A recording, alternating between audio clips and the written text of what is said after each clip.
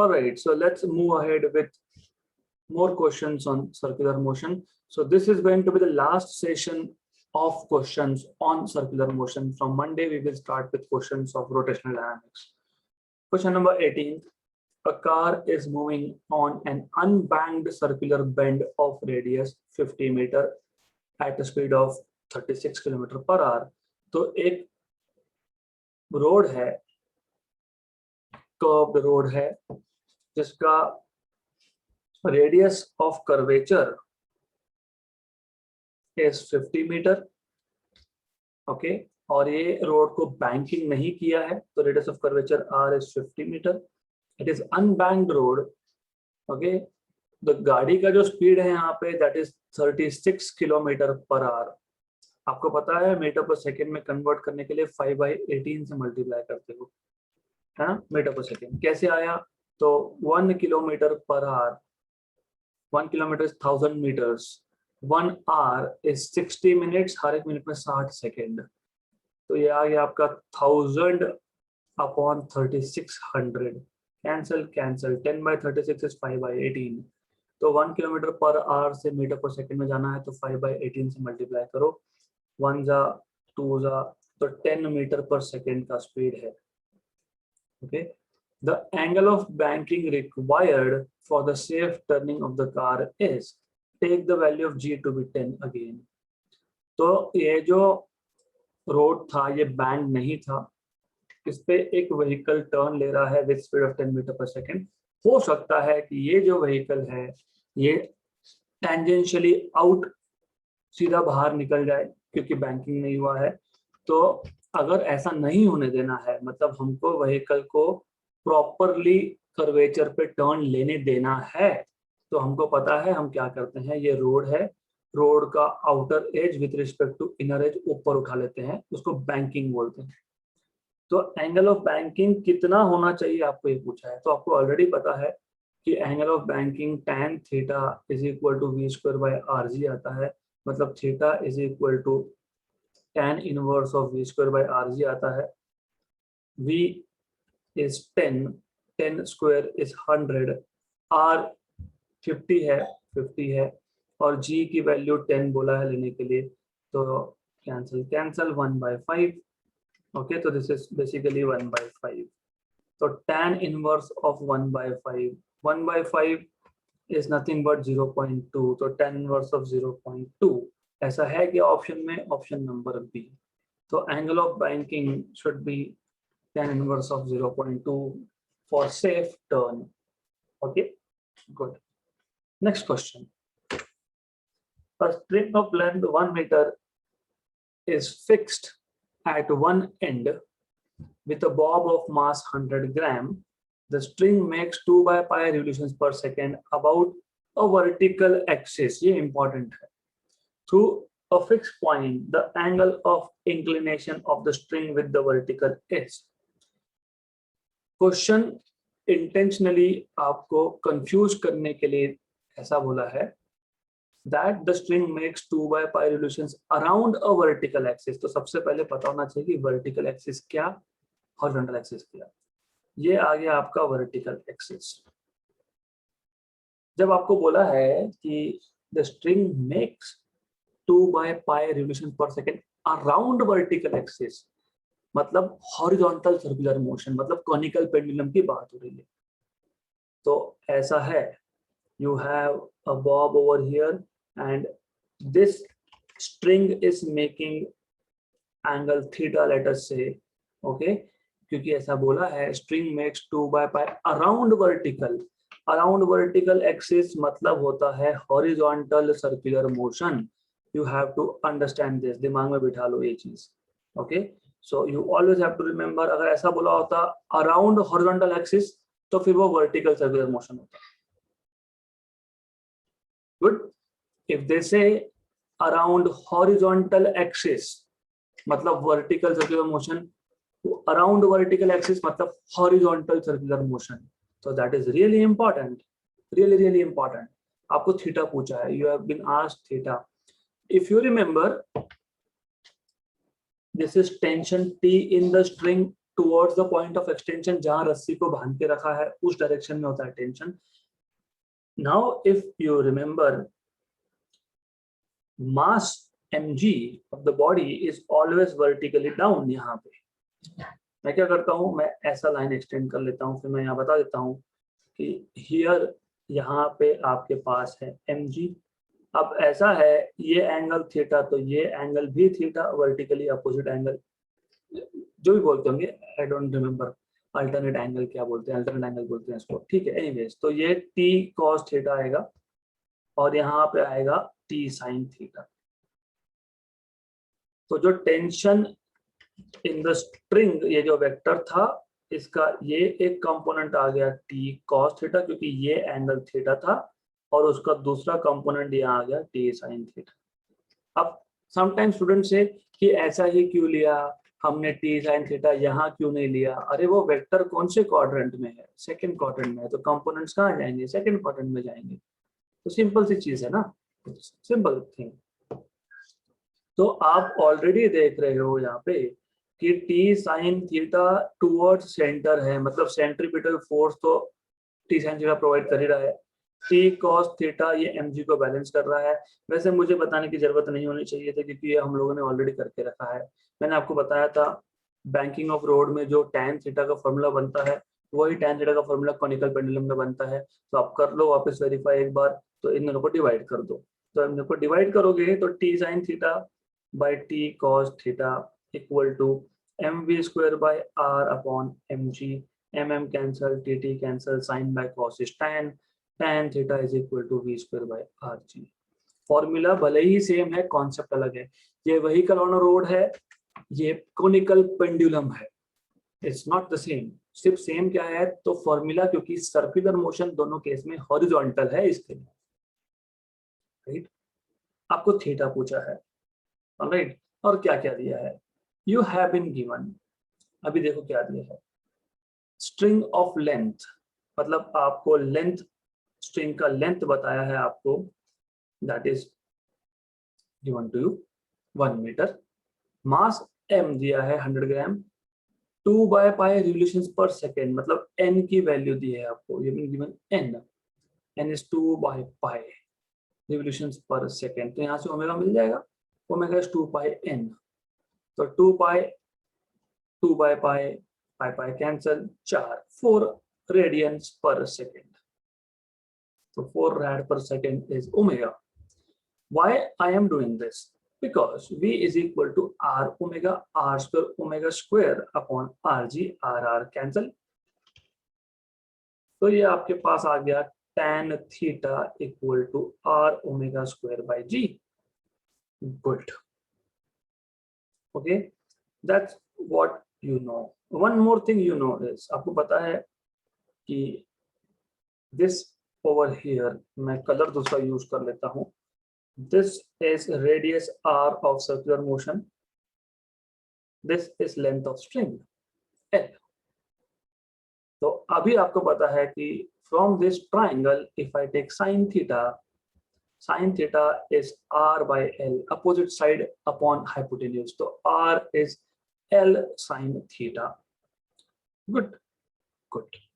So I can write down tan theta is equal to r, which is L sin theta, omega square by g.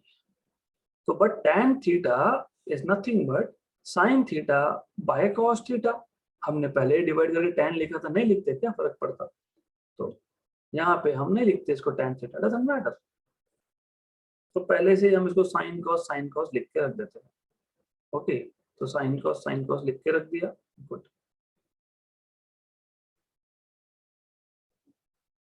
Okay, अब इससे क्या हुआ कि ये sign और ये साइन कैंसिल. तो हमको क्या मिला, cos theta equal to g upon omega square L. g की value you can take 10 over here upon omega की वैल्यू 4 आई, 4 का स्क्वायर 16 होता है, 16. और लेंथ बोला है कि लेंथ ऑफ स्ट्रिंग 1 मीटर बोला है, तो into 1. What is 10 by 16? It is 5 by 8. So 10 by 16 is 5 by 8. तो आपको मिल गया cos थीटा इक्वल टू 5/8, मतलब theta is equal to cos inverse of 5/8 है क्या? Good, this is how you can solve. अभी ये क्वेश्चन का ऑप्शन नंबर सी तो नॉनसेंस है। 8/5 cos इनवर्स ऑफ 8/5, कभी सुना है कि cos की वैल्यू 1 से ऊपर होती है? नहीं होती है। ऑप्शन नंबर सी तो आ ही नहीं सकता। ओके, तो हमने यहाँ पे क्या किया? हमने यहाँ पे नया क्या किया? हमने यहाँ पे नया इन रियलिटी कुछ भी नहीं किया, क्योंकि हमको tan थीटा यहाँ तक पता था। फिर हमको v पता है। v क्या है? v हमको पता है r ओमेगा, तो r square omega square, r cancel हो गया। Input r equal to l sine theta diagram से, तो r की जगह पे l साइन थीटा डाल दिया। ओमेगा होता है 2 पाई टाइम्स ऑफ n। n कैसे पता लगा? क्योंकि रिवोल्यूशन पर सेकंड ये n के यूनिट्स है, ओमेगा के नहीं। तो omega equal to 2 pi n से ओमेगा मिल गया 4, वैल्यू सब्स्टिट्यूट किया and that's it, you have your answer. Okay, तो this is how you are suppose to solve. एक गलती होती है जो हमको नहीं करनी है, मैं बता देता हूँ। नॉर्मली हमको पता है tan theta equal to v square by r g. Good, अब हमने देखा इसको लिख सकते हो r omega square by g. ये जो लेंथ ऑफ स्ट्रिंग है ना 1 मीटर, बहुत बार because we are in hurry, time कम होता है सॉल्व करने के लिए, तो हम ये लेंथ की जगह पे रेडियस को ही 1 डाल देते हैं। तो क्या होगा? इफ यू पुट 1 हियर, अगर आप r की जगह पे 1 डाल रहे हो, ओमेगा की जगह पे आप 4 का स्क्वायर 16 बाय g की वैल्यू 10, तो क्या आ गया आपका ये 8/5। तो थीटा क्या आएगा आपका? tan इनवर्स ऑफ 8/5 है क्या ऑप्शन में? फॉर्चुनेटली नहीं है, फॉर्चुनेटली। अदरवाइज अगर मैं इसको 8/5 ऐसा लिखता तो मे बी ऑप्शन नंबर 8 टिक कर देते, तो +4 की जगह पे -1 हो जाता। तो you have to understand, radius equal to length conical pendulum में नहीं होता है। वो कब होता है? वर्टिकल सर्कुलर मोशन में, जब आपने एक रस्सी ली है जिसका लेंथ L है, नीचे बॉल बांधा है और इसको आप सर्कुलर मोशन में सेट कर रहे हो, तो इस केस में R इक्वल टू L होता है। या हॉरिजॉन्टल सर्कुलर मोशन में रस्सी ली है और आप इसको ऐसा घुमा रहे हो, तो R इक्वल टू L होता है। बट कॉनिकल पेंडुलम में ये लेंथ है और यहाँ पे रेडियस जो है, सर्कुलर मोशन का जो रेडियस है, ये रेडियस और ये लेंथ इक्वल नहीं होता है। तो you have to pay attention there, you should not be in so much of hurry that conical pendulum में आप R इक्वल टू L लिख दोगे। Next question, question number 20। A small particle of mass 0.36 g. So you have a small particle of mass 0.36 g. Rest on a horizontal turntable at a distance of 25 centimeters from the axis of spindle. Good question. Okay, the turntable is accelerated at a rate of 1/3 radian per second square. The frictional force that the table exerts on the particle 2 seconds after the startup is. बहुत ही अच्छा question है, तो समझ लेते हैं question को पहले। मास वास हम बाद में देखेंगे, पहले क्वेश्चन समझ लेते हैं। स्मॉल पार्टिकल जिसका मास दिया है, it is resting on a horizontal turn table. What is turn table? Turn table is a table which can rotate. तो ऐसा हमारे पास एक टेबल है which can rotate, which is capable of rotating, है ना?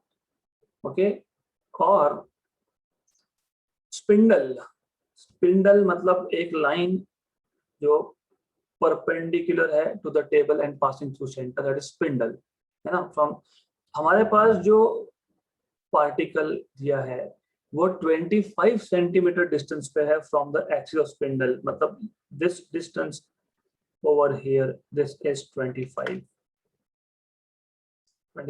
Centimetre. The turn table is accelerated. अब इस turn table ये जो है, इट इज एक्सिलरेटिंग, मतलब टर्न टेबल रोटेट हो रहा है, रिवॉल्व हो रहा है with angular acceleration of 1/3 radian per second square.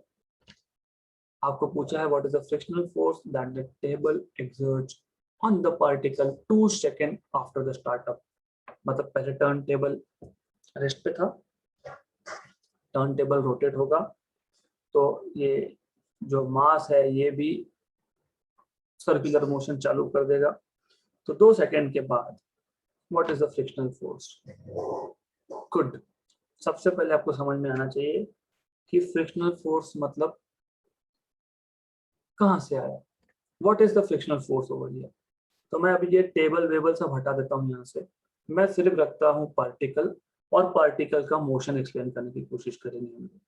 तो the idea is you have that particle which is performing circular motion at any point. Okay, ये side view हो गया।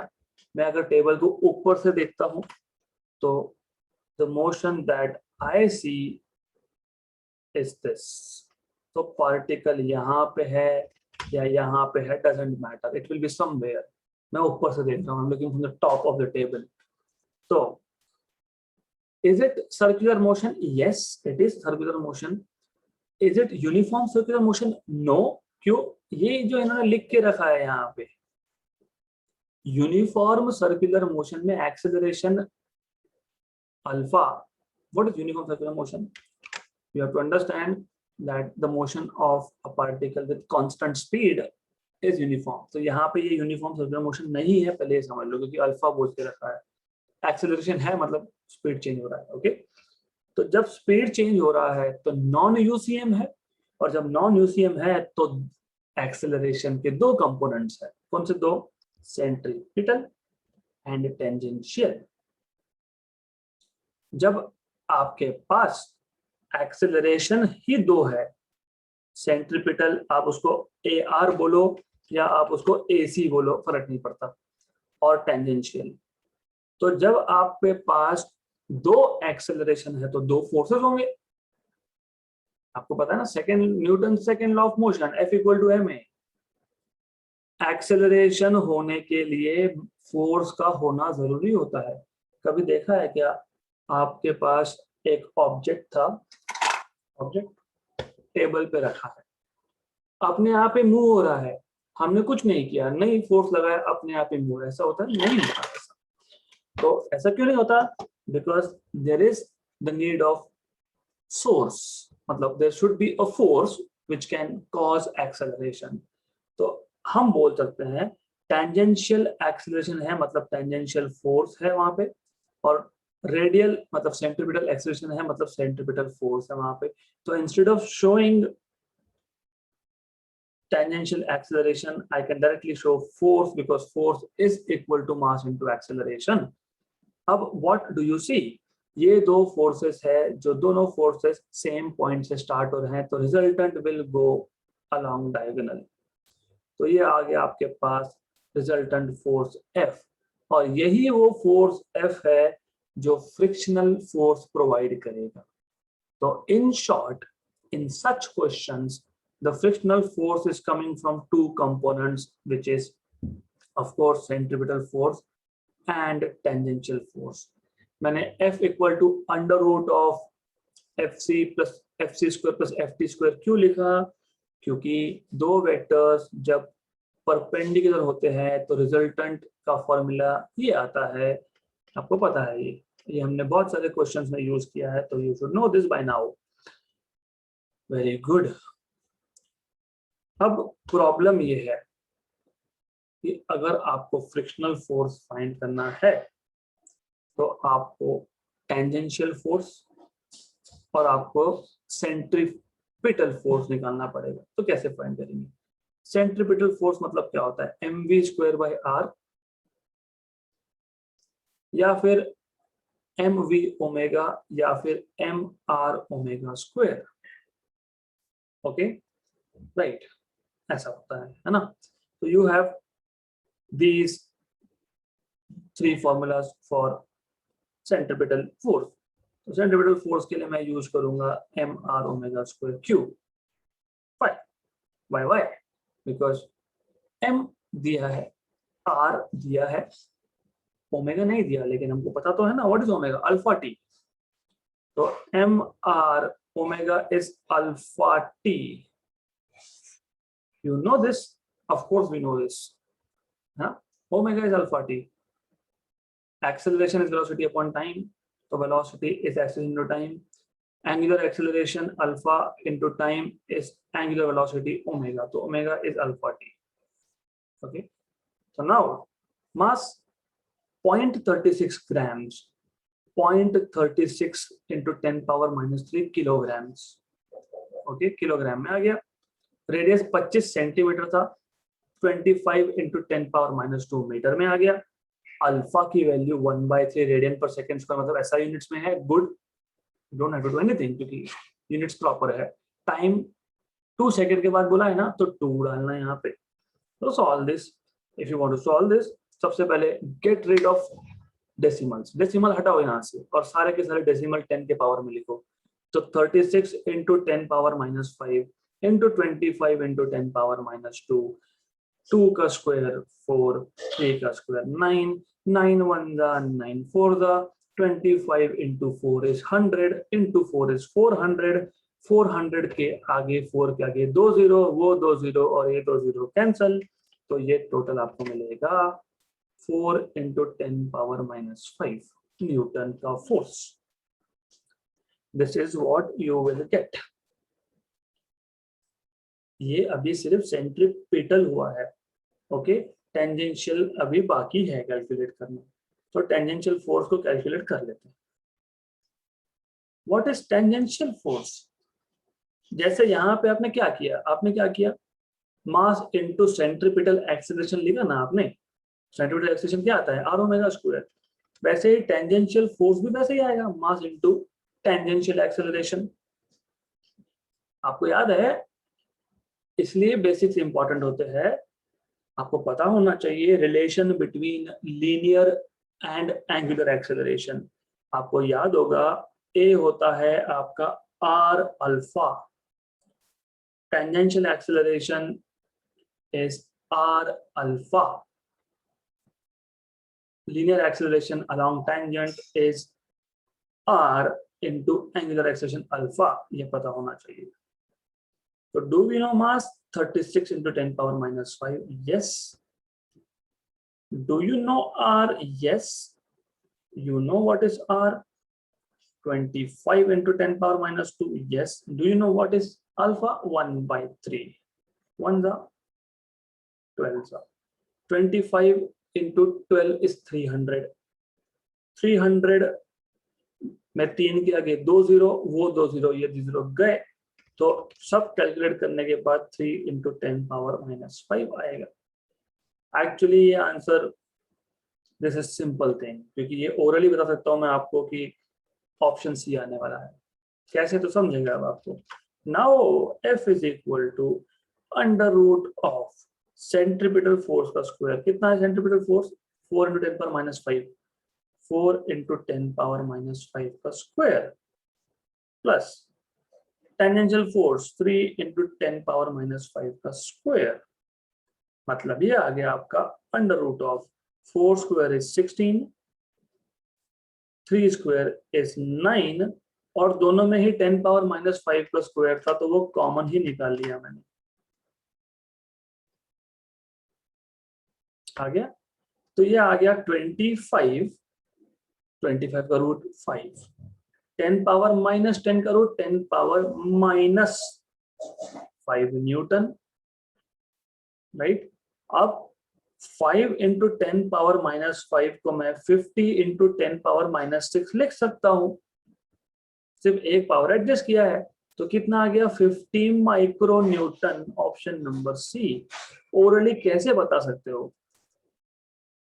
द मोमेंट यू सी 4, जब आपने देखा 4 और आपने देखा 3, और यहाँ पे तो 4 का स्क्वायर है और यहाँ पे 3 का स्क्वायर है. 4 का स्क्वायर 16, 3 का स्क्वायर 9, दोनों का एडिशन 16 + 9 25, उसका स्क्वायर रूट है 5. तो पहला नंबर 5 होना चाहिए था आंसर में. कौन से ऑप्शन में है? सी ऑप्शन में.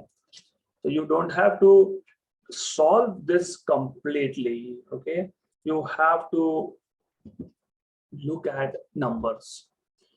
तो ये भी ट्रेनिंग आपका यहाँ पे होगा. I will basically give you tricks to solve calculations, to do calculations simply. 4 उसका स्क्वायर है 16, 3 उसका स्क्वायर है 9, बीच में एडिशन है 16 + 9 25 और उसका स्क्वायर रूट है, मतलब बाकी तो 10 का पावर ही है ना, 10 का पावर तो will just decide micro newton, milli newton, कौन सा न्यूटन है ना। तो अल्टीमेटली पहला नंबर 5 आना चाहिए था, that is what was important. ये आपको सीखना है यहाँ पे। Next question 21. An aeroplane is moving in a circular path with a speed of 250 km/h. What is the change in half revolution? Circular motion में हमेशा किसी भी टाइप का सर्कुलर मोशन हो, which ever type it is, जब ए point से B point पे जाएगा हाफ रिवोल्यूशन, तो एंगल कितना कवर हो रहा है 180 डिग्री, मतलब पाई रेडियंस। मैंने आपको पहले ही एक फॉर्मूला बना के दिया है चेंज इन वेलोसिटी का, delta we is 2v sin θ/2। ये हमने पहले दूसरे लेक्चर में करके रखा है, तो मैं वापस रिपीट नहीं करूंगा क्योंकि you already know how this formula comes. तो 2 × v कितना है 250, क्योंकि यूनिफॉर्म सर्कुलर मोशन है तो स्पीड सब जगह पे सेम होता है।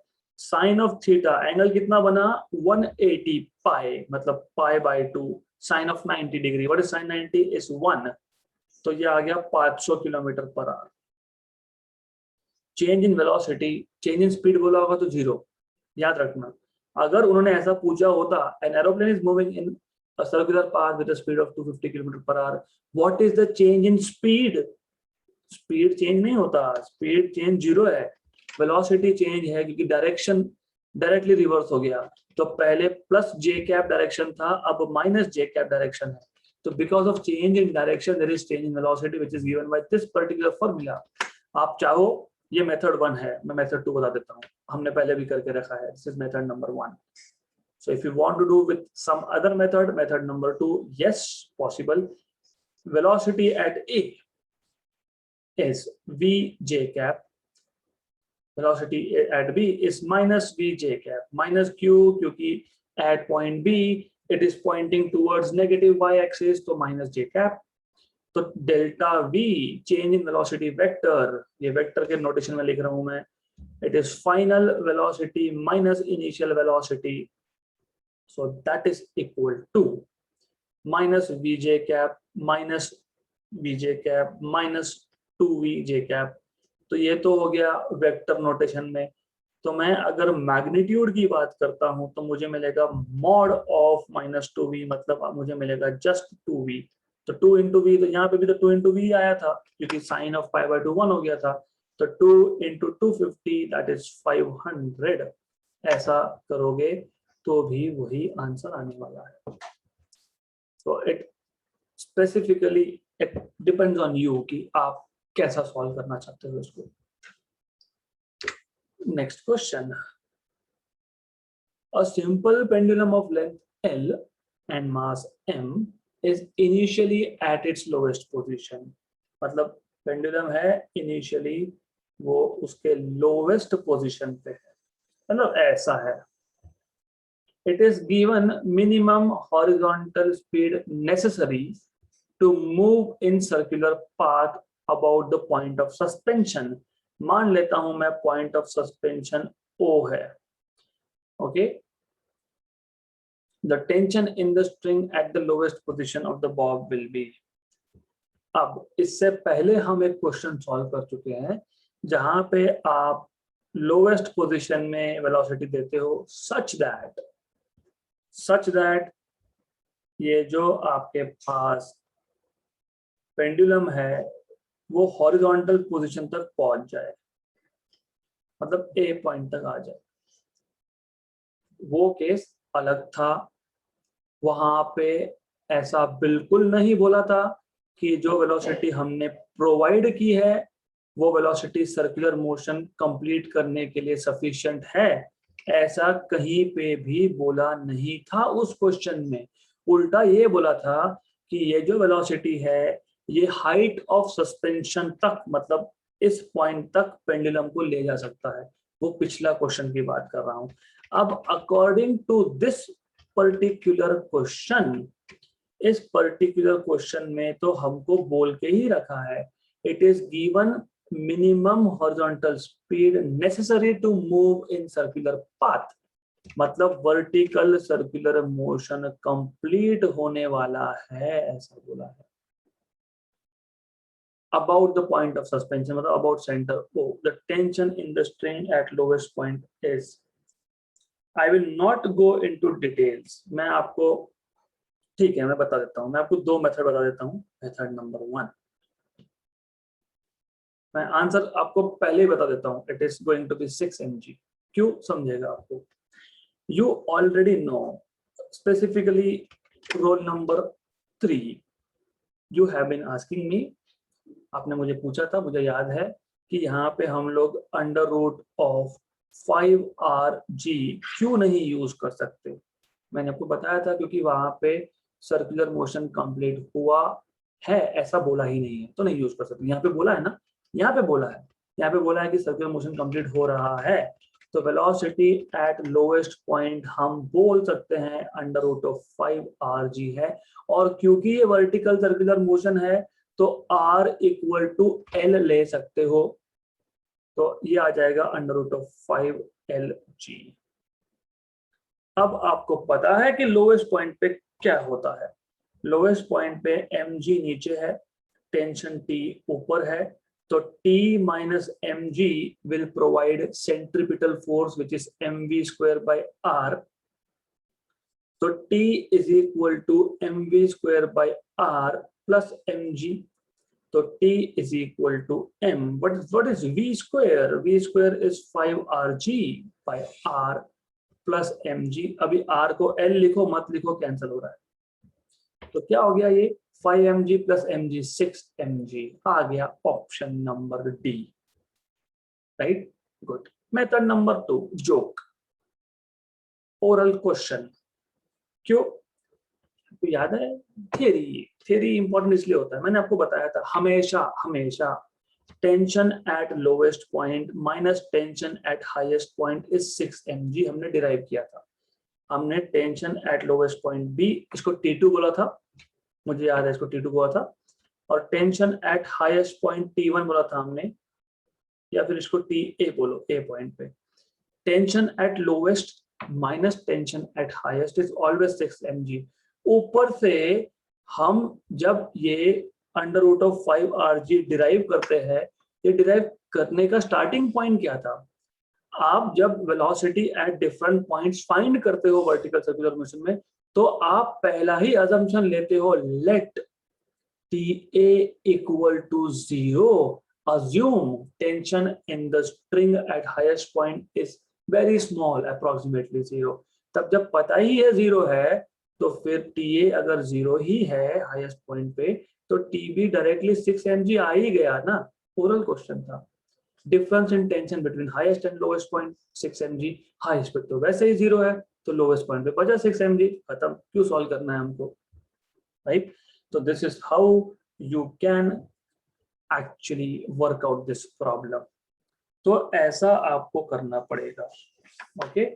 So this is how you are supposed to solve this particular question.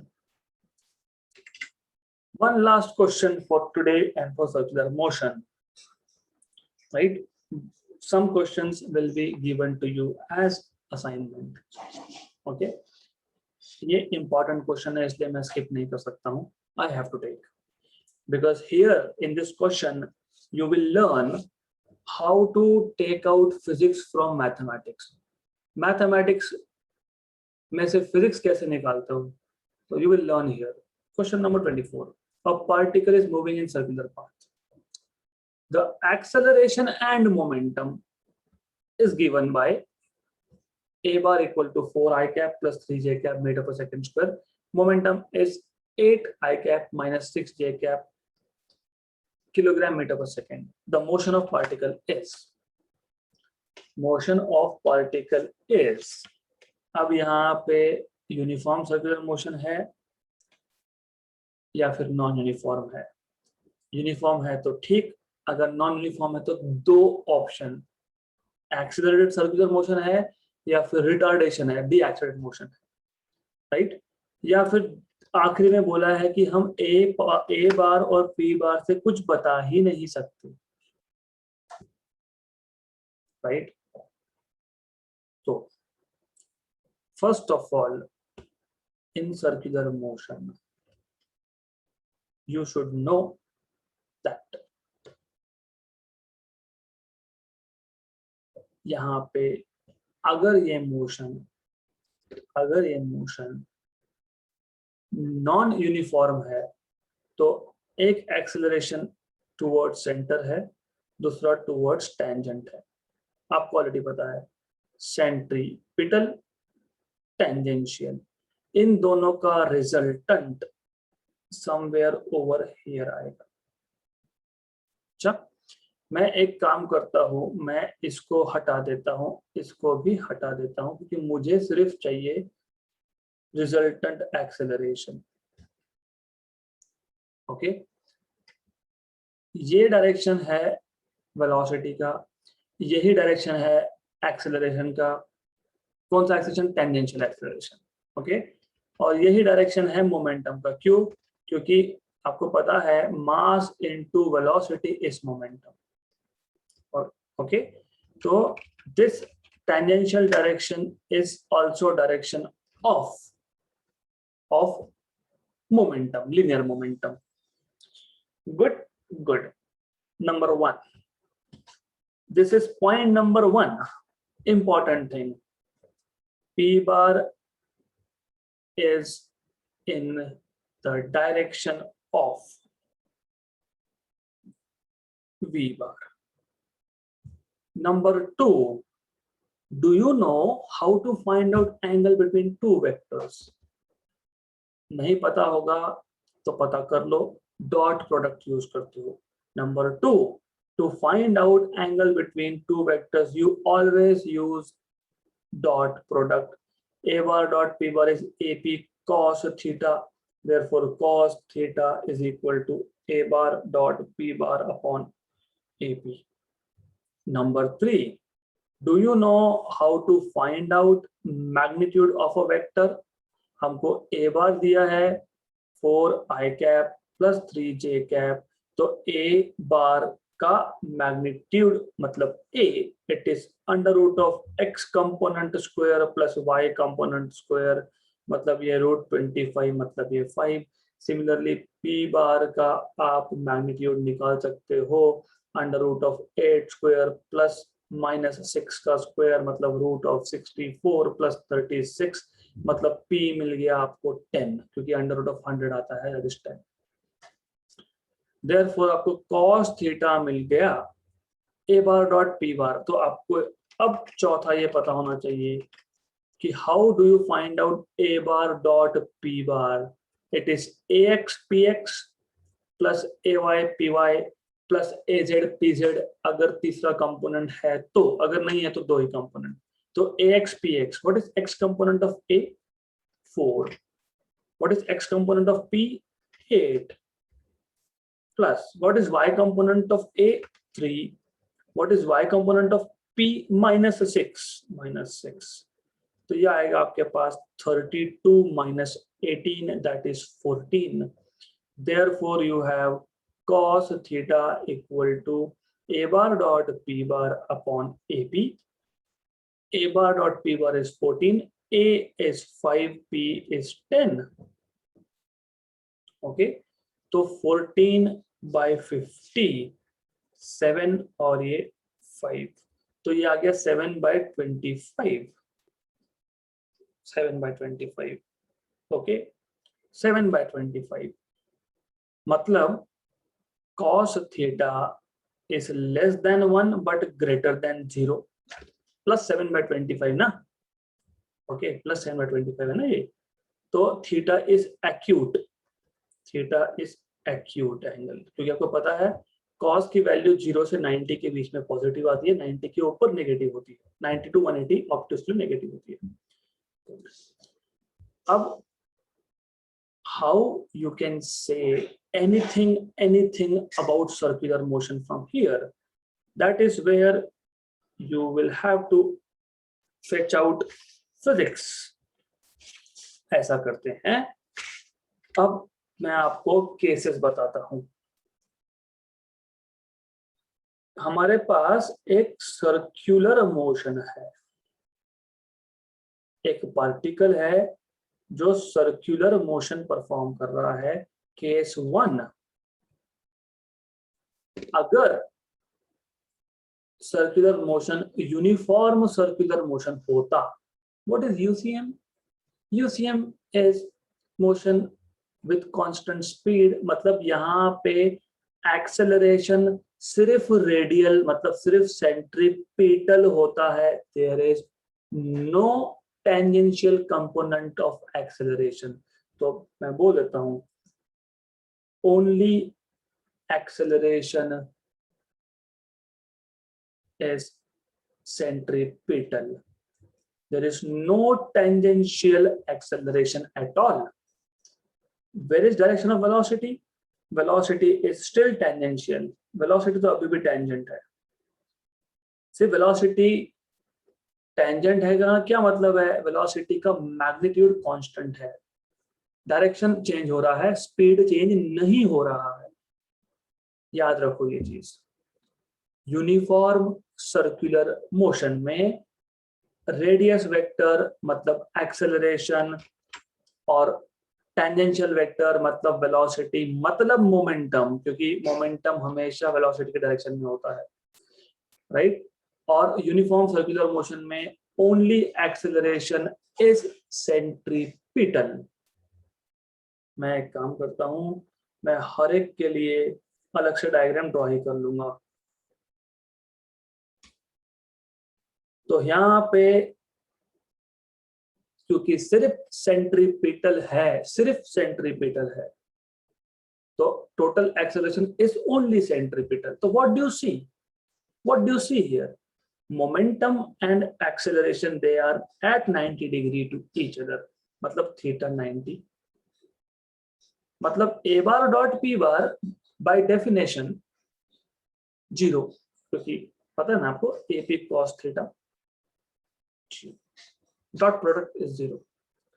Okay, but anyways important ये था, अगर मैं यहाँ पे सॉल्व कर रहा हूं और अगर मुझे cos थीटा की वैल्यू जीरो मिल जाती, अगर cos थीटा की वैल्यू जीरो मिल जाती, तो cos थीटा की वैल्यू जीरो का क्या मतलब है कि यहाँ पे एक ही एक्सेलरेशन है, कौन सा? सेंट्रीपिटल। उसका क्या मतलब है? ये यूनिफॉर्म सर्कुलर मोशन है। ऐसा हुआ क्या हमारे साथ? नहीं हुआ। मतलब यूनिफॉर्म सर्कुलर मोशन तो नहीं है। और we cannot say anything from A bar and P bar only, ये भी ट्रू नहीं है, ये भी सच नहीं है, क्योंकि हम बता ही रहे हैं। तो अब बचा, ये तो श्योर है कि हमारा जो एक्सेलरेशन है, हमारा जो मोशन है सर्कुलर मोशन, ये नॉन यूनिफॉर्म मतलब एक्सेलरेटेड या फिर डी एक्सेलरेटेड है। ओके, केस नंबर 2, तो ये मैं थ्योरी बता रहा हूं आपको। Case 2, case 2 is non UCM. उसमें पहला केस एक्सेलरेटेड यूसीएम। देखो अब ऐसा है, एक्सेलरेटेड यूसीएम में क्या होगा? एक सेंट्रीपिटल तो होने ही वाला है, दूसरा आपको ये पता ही है कि ऐसे केस में वेलोसिटी टेंजेंशियल है। अब आप ये सोचो, ये हो गया एसी। अब ये आपके पास वेलोसिटी वेक्टर है v बार, और इसी के डायरेक्शन में है मोमेंटम p बार। अब आप ये सोचो, acceleration, acceleration a bar is v bar minus u bar by t। अगर एक्सेलरेशन प्रोड्यूस हो रहा है मतलब final velocity greater than initial है। अगर final velocity greater than initial है तो न्यूमरेटर पॉजिटिव है, और अगर न्यूमरेटर पॉजिटिव है मतलब एक्सेलरेशन और वेलोसिटी का डायरेक्शन सेम है। तो इसका मतलब एक्सेलरेटेड यूसीएम में एक्सेलरेशन, कौन सा acceleration? Tangential acceleration, tangential acceleration. तो टेंजेंशियल एक्सेलरेशन भी इस डायरेक्शन में, और मोमेंटम भी इस डायरेक्शन में। ओके, नाउ ये जो हमारे पास टेंजेंशियल एक्सेलरेशन और सेंट्रीपिटल एक्सेलरेशन है, इसका रिजल्टेंट कहाँ जाएगा? Along the diagonal. तो इसका रिजल्टेंट आएगा यहाँ पे।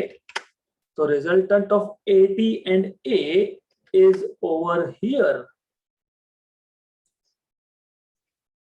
This is the case A. अब मुझे बताओ यहाँ पे A और P में एंगल कितना बना? एक्यूट। तो theta is less than 90 degree, acute angle. तो what do you mean by acute angle? Accelerated UCM। हमारे पास cos थीटा की वैल्यू 7/25 आई, मतलब ये 0, क्योंकि 7/25 इज लेस देन 1 और पॉजिटिव, तो ये 0 से 1 के बीच में आई। cos की वैल्यू 0 से 1 के बीच में कब होती है?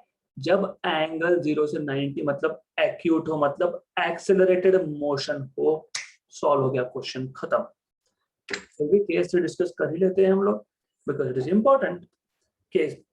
केस टू ही है, but now we will talk about non-UCM. So let's talk about non-UCM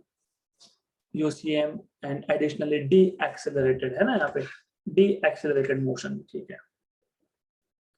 तो इसका सेकेंड पार्ट deaccelerated motion। अभी deaccelerated में क्या होगा?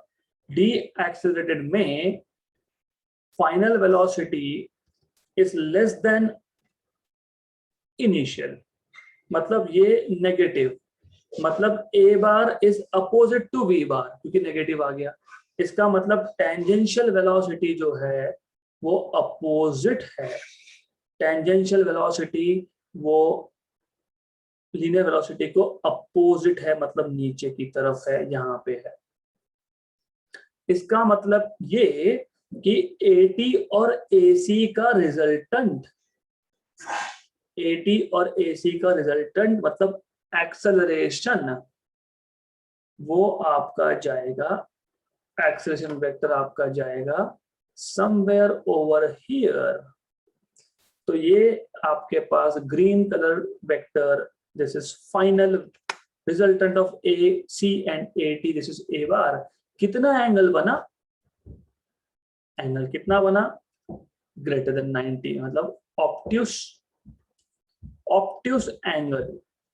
ओके, तो cos थीटा अगर मैं फाइंड करता और मुझे यहाँ पे अगर माइनस साइन मिलती, मतलब cos थीटा की value should be between -1 and 0। Okay, cos theta की वैल्यू नेगेटिव का मतलब होता है एंगल ऑब्ट्यूस, एक्यूट नहीं ऑब्ट्यूस, और ऑब्ट्यूस एंगल का मतलब होता है डी एक्सेलरेटेड सर्कुलर मोशन। तो हमारे केस में तो ये है नहीं, हमें तो मिला cos थीटा की वैल्यू पॉजिटिव, cos थीटा की वैल्यू पॉजिटिव बट नॉट 0, मतलब non uniform but accelerated motion. cos theta की वैल्यू नेगेटिव, मतलब non uniform but de accelerated motion. cos theta की वैल्यू 0, मतलब थीटा 90, मतलब P bar and A bar exactly perpendicular, मतलब UCM, uniform circular motion. तो ये तीन चीजें आपको पता होनी चाहिए, you have to understand this. Okay, so we are done with today's session on circular motion and in general circular motion खत्म है यहाँ पे, so we'll stop here.